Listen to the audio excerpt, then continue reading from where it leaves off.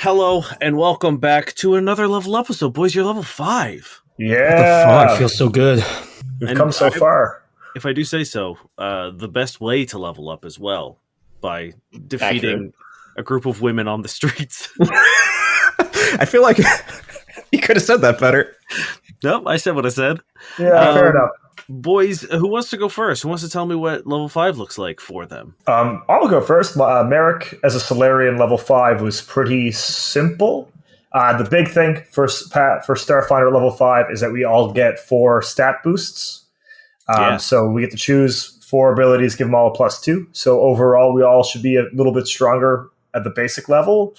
And then for Merrick, besides that, it was just a feat. And I went really boring with it because I want Merrick to stay alive. So I took heavy armor proficiency. Cool. All right. Just to get Merrick more. Yeah, it makes sense. You're a frontline boy, and things are starting to hit harder because you're level 5. Yeah, it was that or step up, which was something I looked at, but that doesn't really get good until you take both of the feats. So I will probably be number 7 and number 9. But that's a classic. Yeah, it is a classic. Step up's a great feat chain. What did you put your bonuses in? I just went with what Merrick was good at already. So strength, dexterity, constitution, because I'm a frontliner, and then I just put that +2 into charisma, just to boost a couple of my Solarian abilities. I thought about putting it into intelligence to give me a non-negative stat, but that's not exciting enough. So that's fair. Yeah. Okay. Let's go with Durin.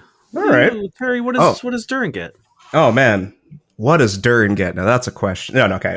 Actually, this is a really exciting level for me. It's a huge power boost. I had to re-look up just to make sure everything was legit because it felt a little too powerful to some degrees. We'll start with the easy shit. All right, we'll start with the bonuses because that's the boring stuff. Let's get that out of the way. Dexterity, Constitution, Intelligence, Wisdom. Just kind of padding it out. Yeah, those are good choices for Durin, especially now that you're using your wisdom for mystic stuff. Exactly. I kind of wish I could bump up wisdom a little bit more, but it's not how the game works. There are augments we can get, right? Is there? Yeah, get personal upgrade. Yeah, you get personal upgrades and stuff. Yeah, that requires money. And that requires Dane giving us money. We did a bunch of fucking contracts. He just really needs to give us money at some point, The last 3 episodes, I also give you $2,000 for free as well. It's just a shame. It feels like, Dane doesn't give us any money, you're right? He doesn't. I mean, my trick attack has gone up by a significant degree. My trick attack goes up to 3d8, which is fun. Damn. And then 3d8? the one thing... Yeah, it went from 1d8 to 3 in 2 levels. Holy shit. Yeah. Can you do, every attack as a trick attack? It's a full round action to do it. It's one of those things. Still, that's cool. Yeah. Yeah. And he also has to, succeed at his skill check in order for it to work. So, but still, his skill check is Doherty. It's just so weird that it's free that I can just do it all the time. I just think it's, such a cool way to do sneak attack. Because I feel like in...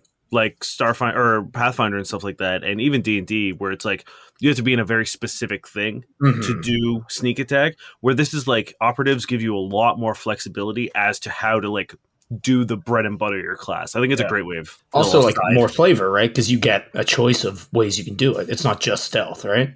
It's bluff. Yeah. What's the other one? Sense motive? Bluff, stealth. I know there's a third one. I think it's sense motive. I think it is sense motive, yeah. Intimidate. Okay. Well, we were wrong. So cool. Yeah. And then the other thing, which I had to look up to make sure, I get my specialization exploit. And since I'm Ghost, it's a cloaking field. What? Which didn't sound right because it's a level 10 specialization. But I get it because it's a part of that whole thing, that whole tree. And man, cloaking field is badass. I activate it as a move action, and I'm just I'm a little bit blurrier, a little bit harder to see. It just increases my stealth. I can hide in plain sight now with it. Holy shit. Yeah. It's kind of bonkers that I get it at this level. So does it give you concealment, I assume? No, it doesn't give me concealment. I can I can turn it on as a move action, and then I can hide in even if I'm being observed, I can just hide there. Okay. It's not invisibility, so once I attack from it, everyone knows where I am, but it lasts, I think, 10 rounds. Okay. And after it's off, it recharges 1 round per minute. Very cool. Yeah, it's fucking crazy. I'm looking at it now, and you also, if you're still for 1 round, you get a +10 to stealth. Yeah. I didn't I didn't want to read the whole thing. Wild. Yeah. It's Sorry, pretty crazy. Just so cool. We'll make it up Yeah. as we go.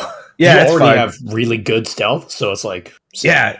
Yeah, it's crazy. Like, this is a good level for Durin. My feat is Great Fortitude, just to kind of, bump. It's my worst save, so I'm just bumping it up a little bit. Okay. And you also get a bunch of mystic shit from Kaya's gift. Yeah. Oh my god, so much shit. It's almost too much. Dane has given me the ability to do some channel energy, so I can give you guys some heals, but I lose my what are the points called? The R points, RP? I lose my RP. Resolve, there we go. And that always makes me nervous. And I feel like Dane's trapping me. Yeah, because if you go down with no resolve points, you're permadead, right? Or not permadead, but you're toast. I keep getting these abilities that use up my resolve, and it makes me nervous. I don't know what you're talking about. That is a cool thing. I think like most of the caster classes and they have like more RP stuff, and like obviously Solarian and the soldier, but it's a really neat system. You also get lifelink. What? Oh my god, Dave! I didn't know about that part. I literally sent it to you, Terry. Yeah, moments ago. I'm sorry, I had to grab a pizza. That's an acceptable excuse. you sent it to me 4 minutes ago. So what is lifelink? Yeah, Dane, fill me in just to remind me. I know what it is, but just fill us in. Lifelink, at the start of each turn, you can choose an ally within 30 feet who has taken hit point damage and transfer her wounds to yourself, dealing amount of damage up to your mystic level to your hit points, bypassing any stamina points you have, and healing the ally's hit points an equal amount. This doesn't require any action on your point or on your part, and you can't prevent or reduce the damage you take by lifelink. God, that's so sexy essentially, as fuck. you can just, if Cody takes some damage, you will be able to negate 3 points of it. You take 3 and heal 3 for Cody. Pretty cool. Mm-hmm. And it doesn't take an action to do, so you can just choose to do it whenever. I know, it's exciting, and I feel like you're trying to kill me, Dan.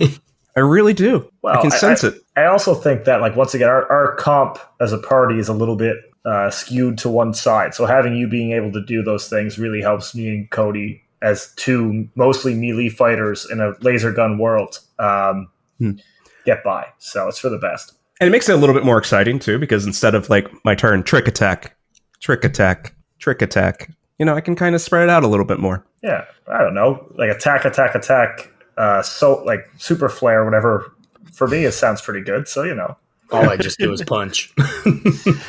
Speaking of punching, what do you get, Cody? So I get the next step of my fighting style, which is Blitz, and it is called Charge Attack. As a standard action, I can charge without taking charge penalties, and I also am able to substitute Bull Rush for the melee attack at the end of the charge if I would like. That's cool. So you can move and then charge again, huh?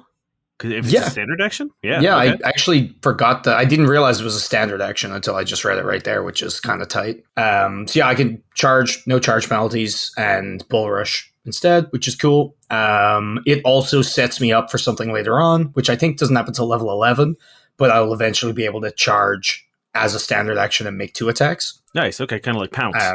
Yeah. To that end, I got my second improved combat maneuver feat. So I got improved Bull Rush because I figured if I'm going to be able to substitute things for Bull Rushes, I may as well make sure they're decent, And I actually think Bull Rushes are really cool in Starfinder because movement, even if it's you making the enemy move, still provokes attacks of opportunity. So I also just, again, when I made Cody, was very much... I wanted him to look like a fist fight in Fast and the Furious where like people got punched and flew through walls and shit. So now I have my knockdown, I have my punching people, I can Bull Rush and slam them. So it should be fun.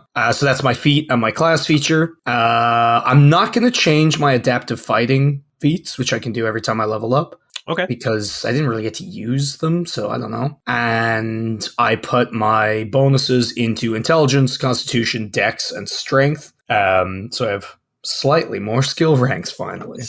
Woohoo! I did it. All right, boys. You're stronger. A lot of you seem to have gotten some pretty sweet shit. So let's get back out into Cast 'em All. Let's do it. Let's do it. Yeah.